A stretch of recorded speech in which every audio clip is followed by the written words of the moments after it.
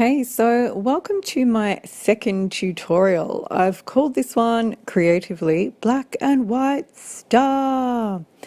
It's quite easy. It's quite short. I think you could get this done in maybe 2 hours. And I'm going to run through all the important parts of mindful drawing that will give you a little taste of what it encompasses, what mindful drawing is. Also, this is just a rough tutorial, so if you want to get creative, I really encourage you to do that. So if you want to draw something blue or red instead of black, then please do that. If you want to do a different pattern, please do that. This is just a loose guideline, and it's less about what the picture looks like, and it's more about what I'm going to teach you to do with your brain. Mindful drawing is best done in silence so that you don't have any distractions. You can have background music on, like some kind of, meditative music or nature sounds. I do that often. But you don't really want anything with vocals because they will distract you. They will pull your attention to the vocals, and that's what we don't want. We want your attention fully on what you're drawing. Okay, so sit down, take a deep breath, and begin drawing. Press play, watch what I'm drawing in the tutorials, and then press pause, go ahead yourself and draw what I'm showing you to draw. What you need to be doing is putting your full attention and your full focus into what you are drawing.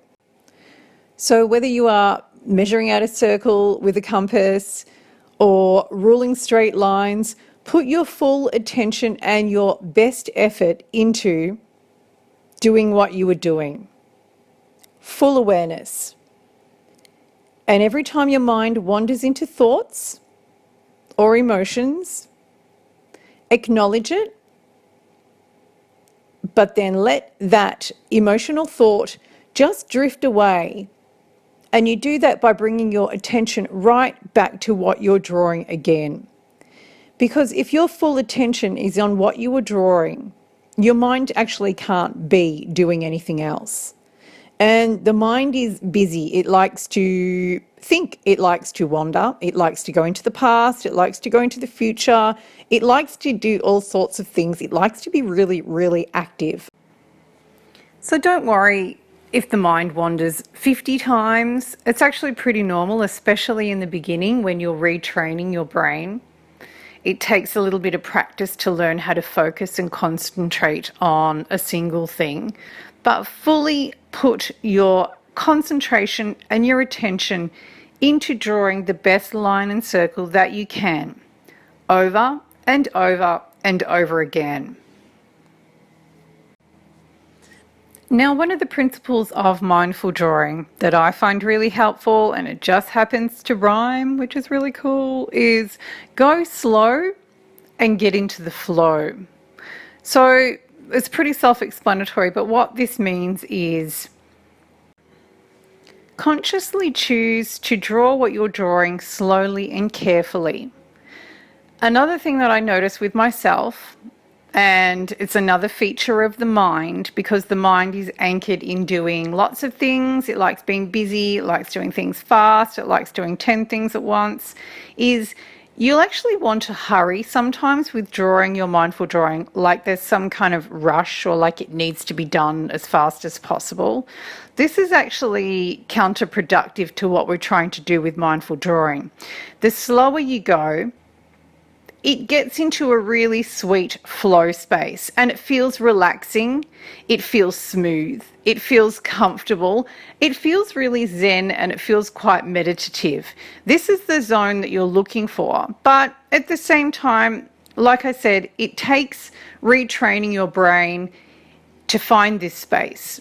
It takes you taking the reins of your brain, so you have to dictate to the brain the pace that you're going to set.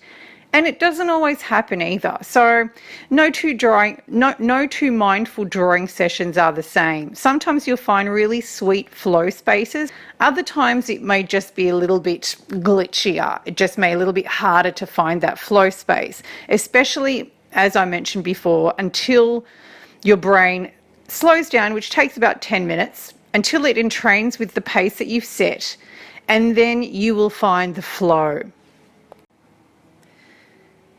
Another thing that I like to do with mindful drawing, and this is actually a really powerful seed that gets planted in your subconscious, is just the awareness that as you're creating, look at what you're creating. Have an awareness of the process of creation. It is the closest thing to magic that that we have on earth, because honestly, you're creating something out of absolutely nothing. You're creating something from a blank piece of paper. Line by line, you're creating a layer, circle by circle, outline by outline. Every little bit is adding depth and creating something from absolutely nothing. So just have an awareness of the process of creation, because what this does is it plants the seed that you are a powerful creator. You can create anything that you choose.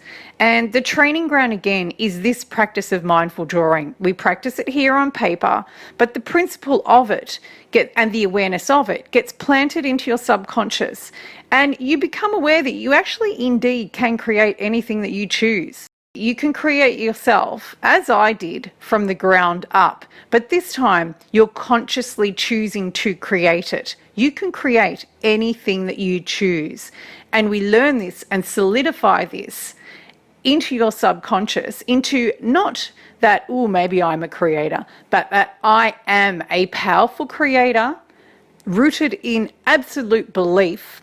We practice this here at the mindful drawing session.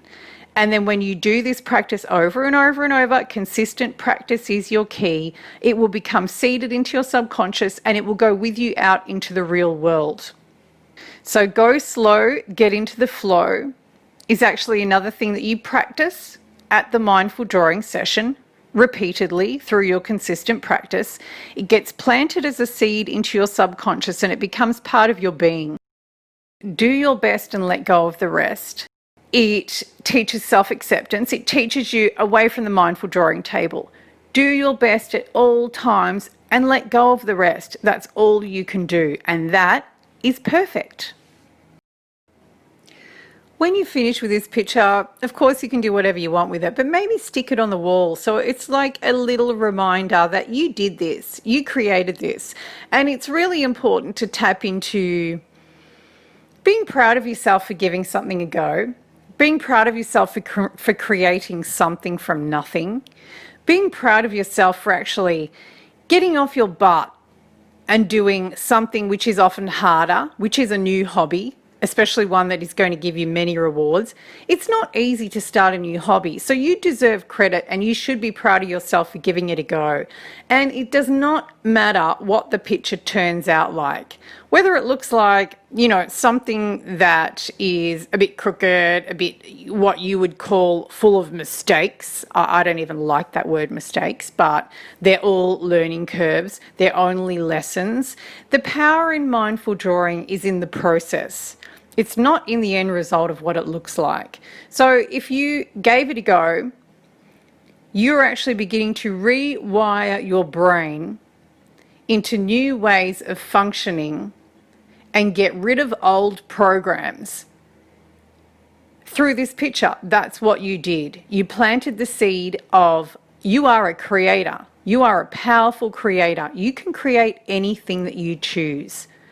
This star represents the training ground of that. It represents the training ground of going slow, slowing down, and finding the flow. Get into the flow.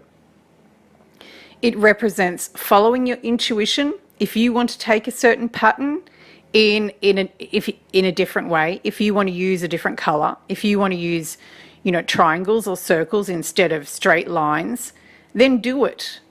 Intuition rules around here. Also, when you have this star on your wall, it represents doing your best at all times and letting go of the rest. You teaching yourself, you reprogramming your mind over and over and over with powerful principles that will serve you well far outside your mindful drawing session. So I'm proud of you for giving this a go. You should be proud of yourself. I have a little wall in my house and I just, stick my mindful drawings on my wall. Sometimes I stick them in the toilet, sometimes I stick them on the fridge. And you should put them on the wall because they have the energy of your creation. You made it from nothing. And that's really beautiful. It has the energy of self love, it has the energy of you retraining your mind, expanding your consciousness, and tapping into your full potential. That's what this picture represents. So put it somewhere where you can see it and be proud of yourself. And that's it, done. I hope you enjoyed that tutorial and I hope to see you for the next one. Bye.